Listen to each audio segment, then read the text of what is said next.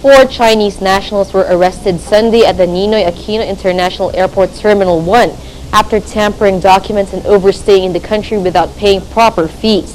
The Chinese individuals were identified as Chen Yuan, Cha Yingji, He Mingbiao, and Zhan Weichuan, who all had fake visa extension, tampered documents, and fraudulent exit clearances. Attorney Maria Antoinette Bucasas Mangrobang of the Bureau of Immigration, meantime, said deportation proceedings are underway. Investigations are also performed to find the person who facilitated the illegal departure and the tampering of documents. Itong una namin for this year, we are expecting to have more of these in the next few days and weeks as we intensify our efforts to ensure that all government fees with respect to extension of stay, kung ano pa man ang fees na dapat mabayad sa pamahalaan, dapat po masingil at ma-impose ng Bureau of Immigration at masugpo po yung mga gumagawa nitong mga pekeng mga dokumento. Another attraction in Rizal Park was launched Sunday during the celebration of the 50th founding anniversary of the National Parks Development Committee, or NPDC, to provide entertainment to the public. The Binhinang Kalayaan Garden at Rizal Park was formally introduced to the public by Tourism Secretary and NPDC Chairman Ramon Jimenez Jr. with Vice Chairman and Executive Director Juliet Villegas. According to Villegas, the newly launched garden was designed to serve as the #1 picnic area for Filipino families during special occasions.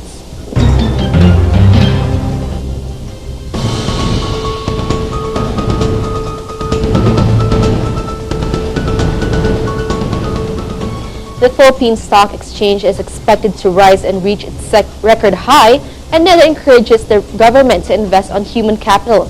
For Business News, here's Paul Ang.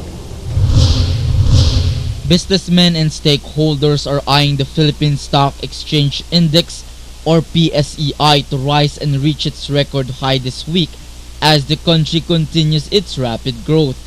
It can be recalled that last week, the main share of PSEI gained a total of 1.33% to close at 6,051.75, while the best finish of the index so far is at 6,091.18, recorded on January 9, 2013.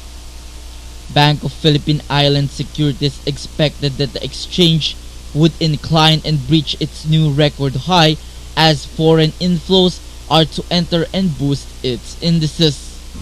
On other news, the National Economic and Development Authority, or NEDA, eagerly encourages the government on investing heavily on human capital through education to sustain the growth of the country.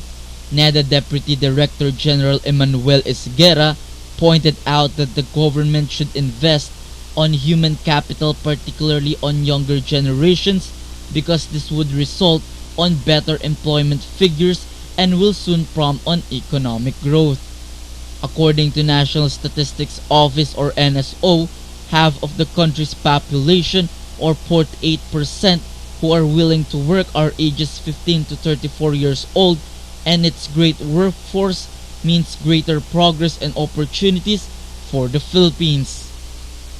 For Business News, Paul Ang, News Force.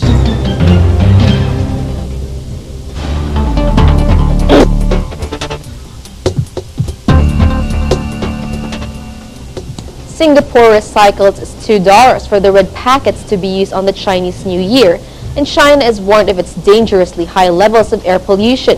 For World News Roundup, here's the report. Singapore goes even greener on the Chinese New Year as it recycles its $2 bills for Lai Si, or little envelopes of money alongside the printing of new bills. The Lai Si is a tradition wherein money is given to children, older relatives, or unmarried siblings to wish them good luck for the coming year. Aside from printing millions of brand new $2 notes as it has done in the past, the Monetary Authority of Singapore said it will issue older notes that look as good as new and encourage the public to use them. Most of the notes find their way back into the banks soon after the New Year festivities anyway, as people put them in their savings. In other news, China's capital Beijing has reached dangerously high levels of air pollution for the second straight day Sunday, and the high levels are expected to continue until Tuesday. The Beijing Municipal Environmental Monitoring Center said the density of PM2.5 particulates which are tiny particles considered most harmful to health, had reached 700 micrograms per cubic meter in many parts of the city, a level considered extremely hazardous. Air quality is generally considered good when the index is at 50 or below, and hazardous with an index between 301 and 500 when people are warned to avoid outdoor physical activities. According to Greenpeace, the air quality data are the worst in Beijing since the municipal government began to track PM 2.5 early last year. For World News Roundup, Kring Lacson, News Force.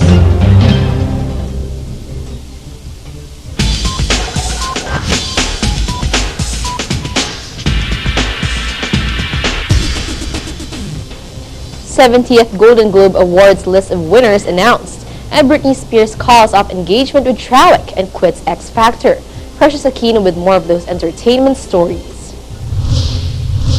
Jennifer Lawrence has won as Best Actress for the 70th Golden Globe Awards for the oddball romance Silver Linings Playbook, while supporting acting prizes went to Christoph Waltz for the slave revenge tale Django Unchained and Anne Hathaway for the musical Les Miserables. While British Grammy-winning singer Adele made her first major public appearance since giving birth in October, shared the trophy for performing and co-writing the Best Original Song Skyfall for the James Bond movie. While former President Bill Clinton upstaged Hollywood's elite with a surprise appearance to introduce Steven Spielberg's Civil War epic Lincoln, which was up for Best Drama. Ben Affleck also got an award by winning for Best Director for his Iran hostage thriller Argo. Meanwhile, the wins firm up their prospects for Hollywood's top honors at February 24 Academy Awards.